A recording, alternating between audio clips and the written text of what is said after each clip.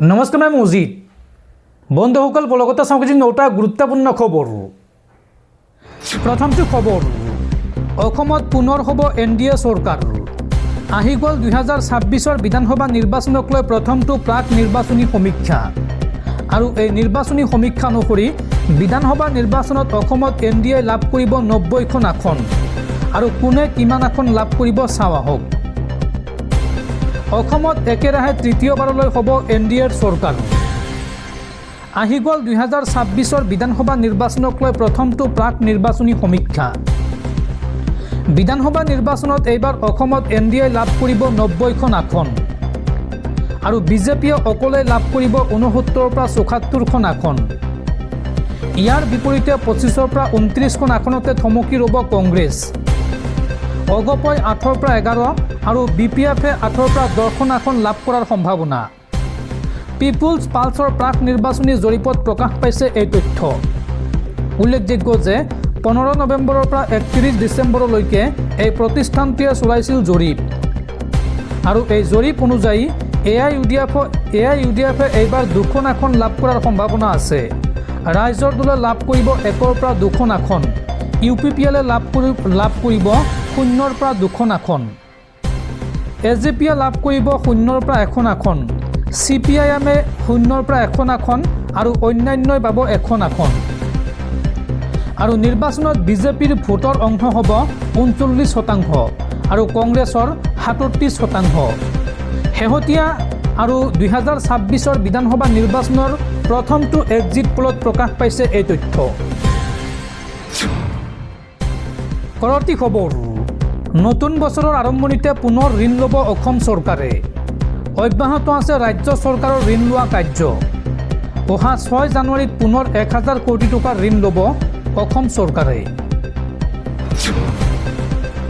পৰৱৰ্তী খবৰ, হিমন্ত বিশ্ব শৰ্মা কেনেকৈ মুখ্যমন্ত্ৰী হৈছে সেয়া অসমৰ ৰাইজে জানে। আৰু মোগলক খেদাৰ দৰে এইবাৰ অসমৰ ৰজাক পৰাভূত কৰিব ৰাইজে। এই মন্তব্য কৰি 26ৰ নিৰ্বাচনক শৰাইঘাটৰ ৰণ আখ্যা APCCৰ সভাপতি গৌৰৱ গগৈৰ। অমিত শ্বাহৰ বাবে সৰ্বানন্দ সোণোৱালৰ পৰিৱৰ্তে মুখ্যমন্ত্ৰী হৈছিল হিমন্ত বিশ্ব শৰ্মা। অমিত শ্বাহৰ বাবেই পিছত মুখ্যমন্ত্ৰী হ'ব নোৱাৰিলে সৰ্বানন্দ সোণোৱালে। হিমন্ত বিশ্ব শৰ্মা মুখ্যমন্ত্ৰী কেনেকৈ হৈছে সেয়া অসমৰ ৰাইজে জানে। অমিত শ্বাহৰ প্ৰতি মৰম বেছি মুখ্যমন্ত্ৰী হিমন্ত বিশ্ব শৰ্মাৰ। এইবাৰ ৰাইজ বনাম ৰজাৰ যুঁজ হ'ব। অহংকাৰী ৰজা আৰু অসমবাসী ৰাইজৰ মাজত হ'ব যুঁজ। মোগলক খেদাৰ দৰেই অসমৰ ৰজাক পৰাভূত কৰিব অসমৰ ৰাইজে। অমিত শ্বাহৰ বাবেই সৰ্বানন্দ সোণোৱালৰ পৰিৱৰ্তে মুখ্যমন্ত্ৰী হৈছিল হিমন্ত বিশ্ব শৰ্মা। এই মন্তব্য APCCৰ সভাপতি গৌৰৱ গগৈৰ। দৰ্শকসকল, আৰু বহুতো গুৰুত্বপূৰ্ণ খবৰ আছে। তাৰ আগতে আপোনাক জনাওঁ যে যদি আপুনি এতিয়ালৈকে এইটো ভিডিঅ'ত লাইক কৰা নাই তেন্তে এতিয়াই ভিডিঅ'টোত লাইক কৰি দিয়ক।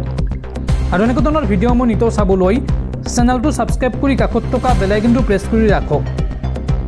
পৰৱৰ্তী খবৰ, শ্যাম কানু মহন্ত সিদ্ধাৰ্থ শৰ্মাক অসুৰ দানৱ আখ্যা জুবিন পত্নী গৰিমা শইকীয়া গাৰ্গৰ। এই অসুৰকেইটা বধ হ'বই লাগিব। জুবিন গাৰ্গ নোহোৱা হৈ যোৱাটো সাধাৰণ ঘটনা নহয়। এই দানৱকেইটাই শাস্তি পাবই লাগিব।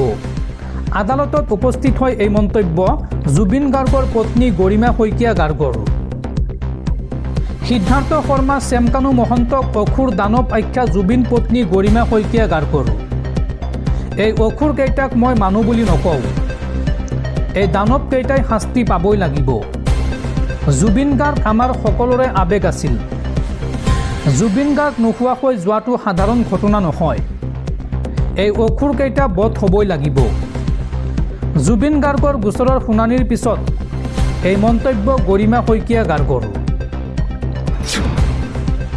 পৰৱৰ্তী খবৰ, ৰাজ্যত পুনৰ চলিব সৰ্ববৃহৎ উচ্ছেদ অভিযান। এইবাৰ ৰাজ্যৰ 12 লাখ বিঘা ভূমিত চলিব উচ্ছেদ অভিযান।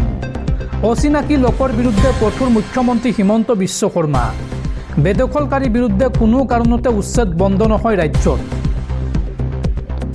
ৰাজ্যত এইবাৰ 12 লাখ বিঘা ভূমিত চলিব উচ্ছেদ অভিযান। অচিনাকি লোকৰ বিৰুদ্ধে কঠোৰ মুখ্যমন্ত্ৰী হিমন্ত বিশ্ব শৰ্মা। বেদখলকাৰীৰ বিৰুদ্ধে কোনো কাৰণতে উচ্ছেদ বন্ধ নহয়। এখনৰ পিছত আনখন জিলাত চলিছে উচ্ছেদ অভিযান। এই পৰ্যন্ত 1,60,000 ভূমি ভূমি বেদখলমুক্ত হৈছে। বৰ্তমানে অতি কমেও 12 লাখ বিঘা ভূমি বেদখলকাৰী কবলত আছে আৰু সকলো বেদখলী ভূমি উচ্ছেদ কৰা হ'ব। এই মন্তব্য ৰাজ্যৰ মুখ্যমন্ত্ৰী ডক্টৰ হিমন্ত বিশ্ব শৰ্মাৰ। পৰৱৰ্তী খবৰ, 26 বিধানসভা নিৰ্বাচনক লৈ প্ৰাৰ্থী তালিকাৰ বৃহৎ খবৰ। টিকট কৰ্তন হ'ব পাৰে 20 গৰাকী বিজেপিৰ মন্ত্ৰী বিধায়কৰ। কোন কোন মন্ত্ৰী বিধায়কৰ টিকট কৰ্তন হ'ব পাৰে চাওঁ আহক। 26 বিধানসভা নিৰ্বাচনক লৈ প্ৰাৰ্থী তালিকাৰ বৃহৎ খবৰ। নিৰ্বাচনী প্ৰস্তুতিৰ বাবে বিজেপিৰ হাই ভল্টেজ বৈঠক। টিকট কৰ্তন হ'ব পাৰে 20 গৰাকী বিজেপি মন্ত্ৰী বিধায়কৰ। মুখ্যমন্ত্ৰীয়ে ক'লে বিধায়কে টিকট পোৱাৰ নিশ্চয়তা নাই। কাৰো টিকটৰ গেৰাণ্টি নলয় মুখ্যমন্ত্ৰীয়ে। কোন কোন সমষ্টিত নতুন মুখৰ সন্ধানত আছে বিজেপি চাওঁ আহক। নতুন মুখ আহিব পাৰে বিহপুৰীয়া মাজুলীত। লগতে পলাশবাৰী চিপাঝাৰতো আহিব পাৰে নতুন মুখৰ প্ৰাৰ্থী। যোৰহাট বিজনীত নতুন প্ৰাৰ্থী দিয়াৰ সম্ভাৱনা। লগতে পূব গুৱাহাটী আৰু দিছপুৰতো বিজেপিয়ে বিচাৰিছে নতুন মুখৰ প্ৰাৰ্থী। পৰৱৰ্তী খবৰ, ভেনিজুৱেলাৰ ৰাজধানীত আমেৰিকাৰ ভয়ংকৰ আক্ৰমণ। ভেনিজুৱেলাৰ ৰাজধানীত আক্ৰমণ কৰি ভেনিজুৱেলাৰ ৰাষ্ট্ৰপতি নিকোলাছ মাডুৰোক বন্দী কৰাৰ দাবী মাৰ্কিন ৰাষ্ট্ৰপতি ডনাল্ড ট্ৰাম্পৰ। নিকোলাছ মাডুৰো আৰু তেওঁৰ পত্নীক বন্দী কৰি দেশৰ বাহিৰলৈ লৈ যোৱা বুলি প্ৰকাশ পাইছে বাতৰি। আৰু এই খবৰক লৈ এতিয়া বিশ্বজুৰি তীব্ৰ চাঞ্চল্য। পৰৱৰ্তী খবৰ, অসমৰ উচ্ছেদক লৈ উচ্চতম ন্যায়ালয়ত শুনানি। উচ্চতম ন্যায়ালয়ৰ ৰায় নোহোৱা পৰ্যন্ত দবকাত ভাঙিব নোৱাৰিব 8টাকৈ মছজিদ। উচ্চতম ন্যায়ালয়ৰ ৰায় অহাৰ পিছতহে সিদ্ধান্ত ল'ব পাৰিব প্ৰশাসনে। উচ্চতম ন্যায়ালয়ৰ ৰায় নোহোৱা পৰ্যন্ত দবকাত ভাঙিব নোৱাৰিব 8টাকৈ মছজিদ। দবকাৰ যমুনা মৰডংগাত থকা 8টা মছজিদৰ বিচাৰ চলি আছে সুপ্ৰিম কোৰ্টত। সুপ্ৰিম কোৰ্টৰ ৰায় নোহোৱা পৰ্যন্ত প্ৰশাসনে ভাঙিব নোৱাৰিব এই মছজিদ কেইটা। দবকাৰ যমুনা মৰডংগা বনাঞ্চলত আছে মুঠ 12টাকৈ মছজিদ। 12টা মছজিদৰ 4টা মছজিদ ইতিমধ্যে ভাঙি দিয়া হৈছে আৰু 8টা মছজিদৰ বিচাৰ চলি আছে দেশৰ সৰ্বোচ্চ ন্যায়ালয়ত। আৰু সৰ্বোচ্চ ন্যায়ালয়ৰ পৰা ৰায় অহাৰ পিছতহে প্ৰশাসনে ল'ব পাৰিব সিদ্ধান্ত। পৰৱৰ্তী খবৰ, জুবিন হত্যাৰ অভিযুক্ত সিদ্ধাৰ্থ শৰ্মাই সুপ্ৰিম কোৰ্টৰ অধিবক্তা লৈছে। শ্যামকানু মহন্তয়ো বাহিৰৰ অধিবক্তা লৈছে। শেখৰজ্যোতি গোস্বামীৰ হৈ অধিবক্তা আহিছে বুলি জানিব পাৰিছোঁ। তেওঁলোকৰ টীম আছে। জুবিন হত্যাৰ অভিযুক্ত পক্ষই নিজকে এতিয়া শক্তিশালী কৰি তোলা দেখিবলৈ পাইছোঁ। এই মন্তব্য জুবিন পত্নী গৰিমা শইকীয়া গাৰ্গৰ। পৰৱৰ্তী খবৰ, অগপ বিজেপিৰ মিত্ৰতাক লৈ ডাঙৰ খবৰ। আসনক লৈ আকৰগোজ স্থিতিত অগপ। নিজৰ দখলত থকা সমষ্টি বিজেপিক এৰি নিদিয়াৰ ইংগিত অগপৰ। অগপ বিজেপিৰ মিত্ৰতাক লৈ ডাঙৰ খবৰ। আসনক লৈ আকৰগোজ স্থিতিত অগপ।